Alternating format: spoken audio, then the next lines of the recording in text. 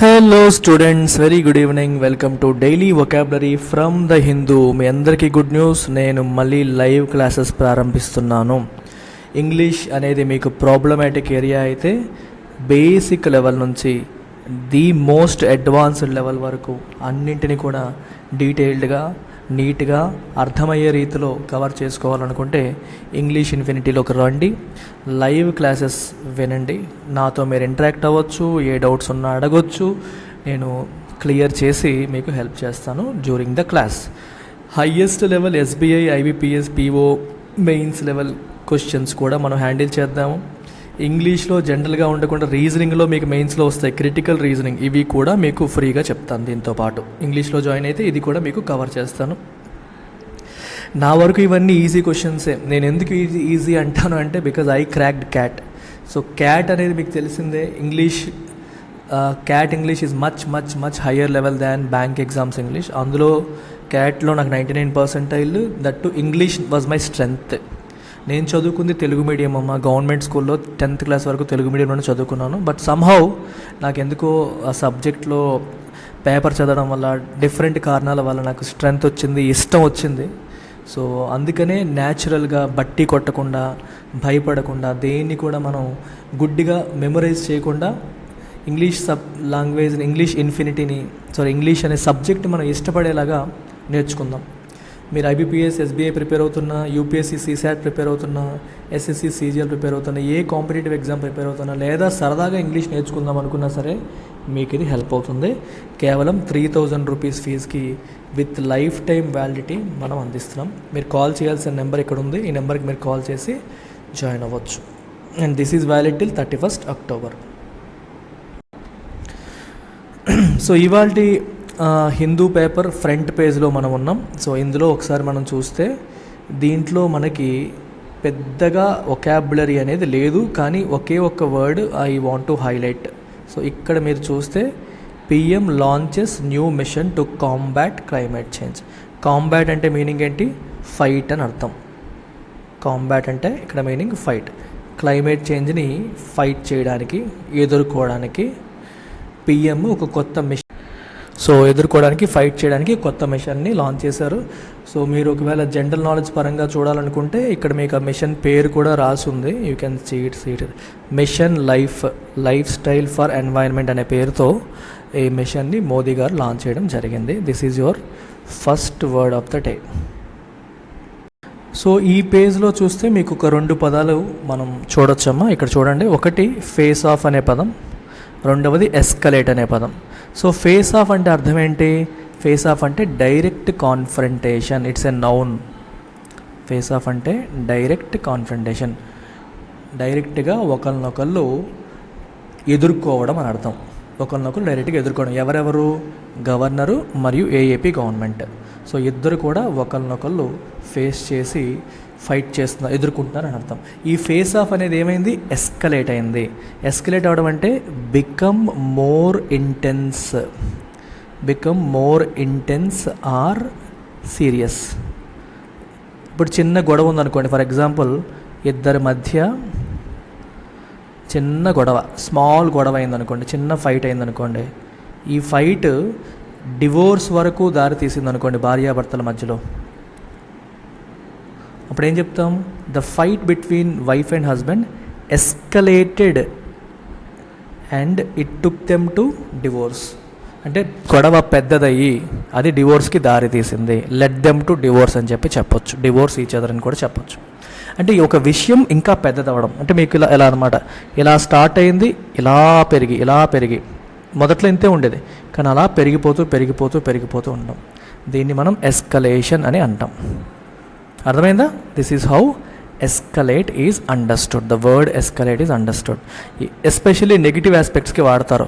ఒక గొడవ కానీ, ఒక తుఫాను కానీ, ఒక చిన్న ప్రాబ్లం కానీ, 2 ఊళ్ళ మధ్య ఒక చిన్న ప్రాబ్లం ఉంది, ఆ ప్రాబ్లం ఇంకా పెరిగి పెద్దదైంది అంటాం చూడండి, అప్పుడు ఎస్కలేట్ అయింది, గొడవలు పెద్దవయ్యాయి, ఎస్కలేట్ అయ్యాయి అనే పదాన్ని మనం ఉపయోగిస్తాం. So that context is important. So వీళ్ళిద్దరి మధ్య చిన్నగా మొదలైంది, ఇప్పుడు పెద్దదైంది అని అర్థం పంజాబ్లో. అలాగే ఇక్కడ ఇంకొక పదం మనకి కామన్గా, ఇది ఎప్పుడు రోజు వస్తున్న పదమే, రిపీట్ వర్డ్, మళ్ళీ చెప్తున్నాను. NIA files case starts probe. Probe అంటే ఏం చెప్పాను, ఇన్వెస్టిగేషన్. రోజు వస్తుంది ఈ పదం మనకి రిపీటెడ్గా ప్రతిరోజు వస్తుంది, మీరు మళ్ళీ మర్చిపోకూడదు. ప్రోబ్ ఇన్వెస్టిగేషన్ నౌన్ రూపంలో తీసుకుంటే, వెర్బ్ రూపంలో తీసుకుంటే ఇన్వెస్టిగేట్. ఇక్కడ ఇది నౌనా వెర్బా? Noun obviously. NIA national investigative agency case file చేసింది. స్టార్ట్స్ ప్రోబ్ ఇన్వెస్టిగేషన్ని స్టార్ట్ చేసింది అంటాం. ఇన్వెస్టిగేట్ స్టార్ట్ చేసింది అనం కదా, ఇన్వెస్టిగేషన్ని స్టార్ట్ చేసింది. So here it is used as a noun. Into Kolkata clashes. కోల్కతాలో జరిగిన క్లాషెస్ అంటే మళ్ళీ గొడవలు, అల్లర్లు, వాటి విషయంలో national investigative agency case file చేసి విచారణ ప్రారంభించింది అదనమాట కదా. ఎస్కలేట్.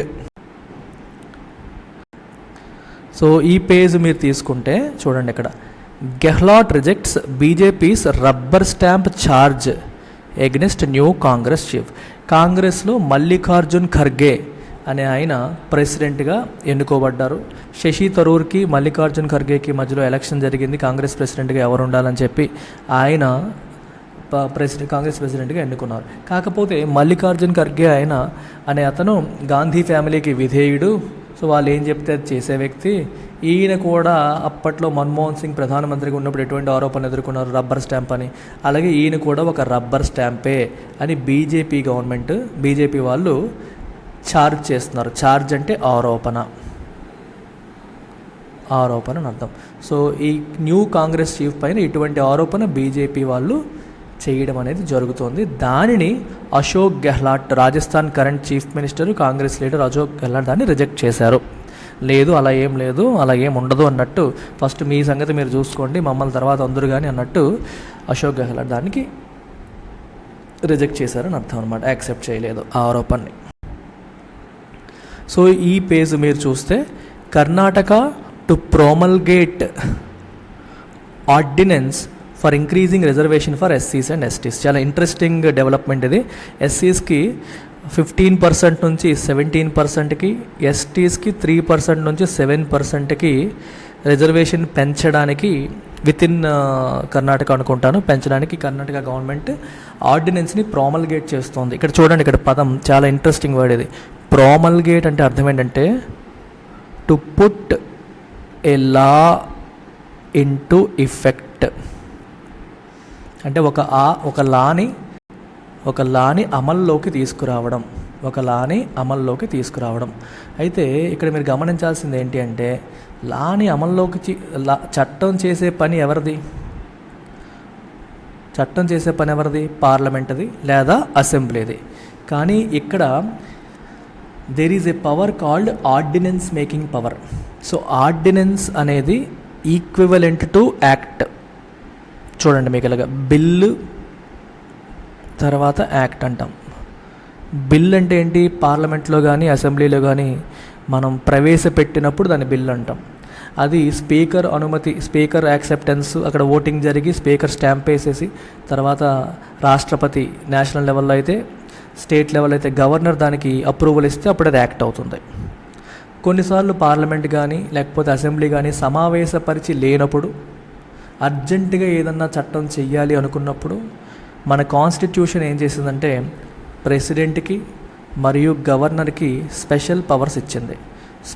ప్రెసిడెంట్కి అండర్ ఆర్టికల్ 123, ప్రెసిడెంట్ గారికి అండర్ ఆర్టికల్ 123, గవర్నర్కి అండర్ ఆర్టికల్ 213 స్పెషల్ పవర్ ఇవ్వడం అనేది జరిగింది. ఏంటా power of making ordinance making power అంటాం. సో ఆర్డినెన్స్కి ఒక నార్మల్ చట్టానికి ఉండే పవర్స్ అన్నీ ఉంటాయి. Ordinance is equivalent to act. Just that ఇది పార్లమెంట్లో ఓటింగ్ జరిగి డిస్కషన్ జరిగి వచ్చింది కాదు. ప్రెసిడెంట్ లేదా గవర్నర్ వాళ్ళ సంతకంతో, వాళ్ళకి కాన్స్టిట్యూషన్ ఇచ్చిన పవర్స్తో ప్రోమల్గేట్ చేసేది. చూసారా, గవర్నర్ లేదా ప్రెసిడెంట్ ప్రోమల్గేట్ అంటే to put it into effect చేసేదాన్ని ఆర్డినెన్స్ అని చెప్పి అంటాం. ప్రెసిడెంట్ చేయొచ్చు, గవర్నర్ కూడా చేయొచ్చు. ఇక్కడ కర్ణాటక ప్రోమల్గేట్ చేస్తుంది అంటే అర్థం ఏంటి? Karnataka CM and council of ministers ఈ ఆర్డినెన్స్ ఎవరికి పంపిస్తారు?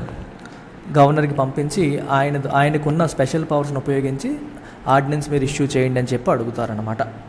సో వాళ్ళు దీన్ని ప్రోమల్గేట్ చేయబోతున్నారు అని చెప్పి రాస్తున్నారు. ఇది కథ. అలాగే మీకు ఇక్కడ చూడండి, short in arm for Uddhav camp after ex minister returns to సేనా ఫోల్డ్ అని చెప్పి రాశారు. షార్ట్ ఇన్ ఆర్మ్ అంటే అర్థం ఏంటంటే ఒక సడన్ స్టిములస్ అని చెప్పి అనొచ్చు. స్టిములస్ అంటే మనకి ఉద్దీపన, మనకి చూడండి ఆర్థిక ప్యాకేజ్ అంటారు, ఉద్దీపన ప్యాకేజ్ అంటారు, కోవిడ్ స్టిములస్ అంటారు. ప్రభుత్వం మనల్ని ఇంప్రూవ్ చేయడానికి, మనకి సపోర్ట్ చేయడానికి మనకి కొన్నిసార్లు ఫ్రీగా 5 కేజీల బియ్యం, గోధుమలు ఇవన్నీ ఇచ్చేది కదా. అంతా కూడా ఏంటి, ఫిజికల్ స్టిములస్లో భాగంగా, ఆర్థిక ఉద్దీపన ప్యాకేజీలో భాగంగా అనేది. అంటే ఈ స్టిములస్ మనకి ఏం చేస్తుంది, బలాన్ని ఇస్తుంది. మనకి ఫుడ్ లేక, వర్క్ లేక సఫర్ అవుతున్నప్పుడు ప్రభుత్వం ఇచ్చిన సహాయం మనకి ధైర్యాన్ని, బలాన్ని ఇస్తుందని మనం చెప్పొచ్చు. అలాగే ఏదైతే మనకి బలాన్ని ఇస్తుందో, ఏదైతే మనకి స్ట్రెంగ్త్ని ఇస్తుందో దాన్ని మనం షార్ట్ ఇన్ ఆర్మ్ అని చెప్పి అనొచ్చు. అంటే మీకు సింపుల్ ఎగ్జాంపుల్ ఇది ఎలా చెప్పాలంటే, for example Indian cricket team ఇప్పుడు ఉంది. ఇండియన్ క్రికెట్ టీము ఆస్ట్రేలియాలో ఉంది. బుమ్రా ఏమో out of action, Ravindra Jadeja దీనికంటే ముందే out of action. Let's say at the last minute లక్కీగా రవీంద్ర జడేజా తన గాయం నుంచి కోలుకొని మన ఫిట్నెస్ టెస్ట్ పాస్ అయిపోయాడు అనుకోండి. ఇప్పుడు అతన్ని ఐసీసీ అప్రూవ్ చేసింది అనుకోండి, అతన్ని ఆడడానికి అలౌ చేసింది అనుకోండి. If Ravindra Jadeja is part of our world cup team right now, ఇప్పటి వరకు లేరు, సడన్గా ఆయన వచ్చేసాడు అనుకోండి, then you will say Rohit's team has got a shot in the arm. అర్థమైందా? They've got a shot in arm, so they got a boost, they team got a boost. వాళ్ళకి ఒక బూస్ట్ లభించింది, ఒక స్ట్రెంగ్త్ లభించింది, వాళ్ళకి సడన్గా ఒక బలం వచ్చింది. ఎందుకు, రవీంద్ర జడేజా ఉండడు అనుకున్నాం, మంచి ఆల్రౌండరు, మంచి ఫీల్డర్, బౌలింగ్ చేస్తాడు, బ్యాటింగ్ చేస్తాడు, రెండూ చేస్తాడు. కాబట్టి సడన్గా టీంకి ఒకసారి ఏమవుతుంది, ఒక్కసారిగా టీంకి బలం వచ్చేస్తుంది అనమాట. So you say A sudden and encouraging stimulus, మనల్ని ఎంకరేజ్ చేసేది, అండ్ ఎంకరేజింగ్ బూస్ట్ అనొచ్చు, స్టిములస్ అని చెప్పి మనం అనొచ్చు. ఏ షాట్ ఇన్ ది ఆర్మ్ అని చెప్పి అంటారు. అంటే మన టీం పైన, మన ఫార్చ్యూన్స్ పైన ఒక పాజిటివ్ ఎఫెక్ట్ తీసుకొచ్చేది, మనకి ముందుకు తీసుకెళ్లేదాన్ని మనం షాట్ ఇన్ ఆర్మ్ అని చెప్పి అంటాం. రైట్? సో ఎందుకని ఇక్కడ ఎక్స్ మినిస్టర్ మళ్ళీ శివసేనకు వచ్చేసారు, శివసేన నుంచి వెళ్ళిపోయాడు ఆయన, మళ్ళీ శివసేనకు వచ్చేసాడు. కాబట్టి శివసేనలో ఉద్ధవ్ ఠాక్రే క్యాంప్కి ఒక్కసారిగా మళ్ళీ బలం చేకూరింది, బూస్ట్ లాగా లభించింది అని చెప్పి దాని యొక్క మీనింగ్ అనమాట. ఇక్కడ మీరు చూడండి, వెరీ ఇంట్రెస్టింగ్ వర్డ్స్ 2 ఉన్నాయి. Inculcate virtues 8, 9. వర్చ్యూస్ అంటే అర్థం ఏంటి, ఉన్నతమైన విలువలు, హై మారల్ స్టాండర్డ్స్, అబద్ధాలు ఆడకూడదు, నిజాయితీగా ఉండాలి, నలుగురికి సహాయం చేయాలి, ఇవన్నీ ఏంటమ్మా, ఉన్నత విలువలు లేదా వర్చ్యూస్ అంటారు. స్టూడెంట్స్లో ఇటువంటి ఉన్నతమైన మంచి విలువలు ఇన్కల్కేట్ చేయడానికి ఈ ఆనెస్టీ షాప్స్ అనేవి తీసుకొచ్చారు. సో ఆనెస్టీ షాప్స్ ఏం చేస్తాయి, స్టూడెంట్స్లో, విద్యార్థుల్లో ఉన్నతమైన విలువల్ని ఇన్కల్కేట్ చేస్తాయి. ఇన్కల్కేట్ అంటే మీకు ఎలా చెప్పొచ్చు, ఇన్స్టిల్ అంటాం, అంటే మనలో ఆ భావజాలం కలిగిస్తాయి. ఇన్కల్కేట్ అంటే మనలో అవి ఆ భావజాలం అనేది పాతుకుపోయేలాగా చేయడం. ఒక యాటిట్యూడ్ కావచ్చు, ఒక బిహేవియర్ కావచ్చు, ఒక రకమైన అలవాటు కావచ్చు, మంచి పద్ధతులు కావచ్చు, అవి మనలో పాతుకుపోయేలా చేయడాన్ని ఇన్కల్కేట్ అని చెప్పి అంటాం. మీకు అర్థమైందా? మీనింగ్ అర్థం చేసుకోండి. రాయడానికి ఎలాంటిది అనేది ఇంపార్టెంట్ కాదు, కానీ meaning you need to understand the meaning అనమాట. ఓకేనా? రిపీటెడ్గా ఫర్ ఎగ్జాంపుల్ చూడండి, చిన్నప్పటి నుంచి నేను చెప్పే ఎగ్జాంపుల్స్ పైన ఎక్కువ ఫోకస్ చేయండి మీరు. చిన్నప్పటి నుంచి మన ఇంట్లో మన నాన్నగారు, మీ కళ్ళెదురుగా నాన్నగారు ఎప్పుడు కూడా మీ పుట్టినరోజుకి కానీ, మీ నాన్నగారి పుట్టినరోజు కానీ, మీ నాన్న అమ్మ పెళ్లి రోజుకి కానీ, ఏ సందర్భం వచ్చినా సరే నలుగురికి సహాయం చేస్తున్నారు అనుకోండి, మీతో సహాయం చేయిస్తున్నారు అనుకోండి, అప్పుడేమవుతుంది, హెల్పింగ్ నేచర్ అనేది మీలో ఇన్కల్కేట్ అవుతుంది. మీకు అర్థమవుతుందా? మీ నాన్నగారు చిన్నప్పటి నుంచి అలా చేయడం వల్ల హెల్పింగ్ నేచర్ అనే క్వాలిటీ మీలో ఇన్కల్కేట్ అవుతుంది. Are you getting it? So ఈ ఆనెస్టీ షాప్స్ ఏవైతే ఉన్నాయో కైండ్ ఆఫ్ సమ్ ఈవెంట్స్ అనమాట. ఇవి స్టూడెంట్స్లో ఉన్నత విలువలు ఇన్కల్కేట్ అయ్యేలాగా, అంటే పాతుకుపోయేలాగా చేయడానికి అవి హెల్ప్ అవుతాయి. ఇప్పుడు నేను చెప్పిన నాన్నగారు ఎగ్జాంపుల్ మీరు గుర్తుపెట్టుకుంటే మీరు మర్చిపోరు అనమాట. ఒక ఐడియా కావచ్చు, బిలీఫ్ కావచ్చు, ఒక పద్ధతి కావచ్చు, ఏదైనా సరే అలాగే మీరు నలుగురితో పాటు పనిచేస్తూ ఉన్నారనుకోండి, అప్పుడు టీమ్ లీడర్ ఏం చేస్తారు, he tries to inculcate the quality of team spirit. ఎవరి మటుగాలు నా పని నాది నీ పని నీది అని కాకుండా ఇది మనందరి గోలు, అందరం కలిసి ఒకే గోల్ కోసం పనిచేస్తున్నాము అనే భావజాలం మనలో ఇన్స్టిల్ చేయడానికి లేదా ఇన్కల్కేట్ చేయడానికి టీమ్ లీడర్ ప్రయత్నం చేస్తారు. అలాగే ఎల్టెక్స్ క్లాసెస్కి నేను హెడ్ ఆఫ్ ది ఆర్గనైజేషన్గా నేను నా ఎంప్లాయీస్ అందరికీ కూడా మనందరం ఒక ఉన్నతమైన గోల్ కోసం పోరాటం చేస్తున్నాము అనే భావాన్ని వాళ్ళలో కలిగించేలాగా నేను ప్రయత్నం చేస్తుంటాను. దాన్నే మనం ఇన్కల్కేషన్ అని చెప్పి అంటాం. సింపుల్గా దానికి ఇంకొక similar word instil, an idea or belief or attitude లేదా బిహేవియర్, ఇలాంటి వాటిని ఇన్స్టిల్ చేయడం అనమాట. వర్చ్యూస్ అంటే హై మోరల్ స్టాండర్డ్స్ అని చెప్పి మనం చెప్పవచ్చు. అది. సో ఇది నెక్స్ట్ పేజ్లో మనకి చూస్తే చెక్స్ నో బ్యాలెన్స్ అని చెప్పి వచ్చింది. ఈరోజు నా ఎడిటోరియల్ మీరు చూసినట్లయితే దీనిపైన నేను చాలా టైం స్పెండ్ చేశాను. చెక్ అనే పదానికి మీనింగ్ ఏంటి? ఇక్కడ మామూలుగా చెక్ అంటే మనం ఎగ్జామిన్ అనుకుంటాం, ఎగ్జామిన్ చేయడం అని అనుకుంటాం కదా, అదొక మీనింగ్. కానీ చెక్కి ఇంకొక మీనింగ్ ఉంది. చెక్ అనే పదానికి యాజ్ ఎ వర్బ్ ఒక మీనింగ్ వచ్చి ఎగ్జామిన్, అది మనందరికీ తెలిసిందే, చెక్ చేయడం అంటాం. రెండో మీనింగ్ వచ్చేసరికి చెక్కి ఉన్న రెండో మీనింగ్ ఏంటో తెలుసా? ఎగ్జామిన్ కాదు, కంట్రోల్ చేయడం అని అర్థం. Right, we have to check corruption అన్నాం అనుకోండి, కరప్షన్ని కంట్రోల్ చేయడం. సిమిలర్ వర్డ్ కర్బ్ అన్న ప్రివెంట్, నియంత్రించు, రెస్ట్రిక్ట్ అనే మీనింగ్స్ వస్తాయి. నియంత్రణ, కంట్రోల్ అనే మీనింగ్ మనకు వస్తుందన్నమాట. అయితే ఇక్కడ చెక్ అనేది ఏ కాంటెక్స్లో వాడారంటే మనకి ఎప్పుడైనా మీరు ఈ పదాన్ని వినుంటారు, మార్నింగ్ ఎడిటోరియల్లో కూడా చెప్పాను. చెక్స్ అండ్ బ్యాలెన్సెస్ అని చెప్పి మనం పాలిటీలో చదువుతూ ఉంటాం.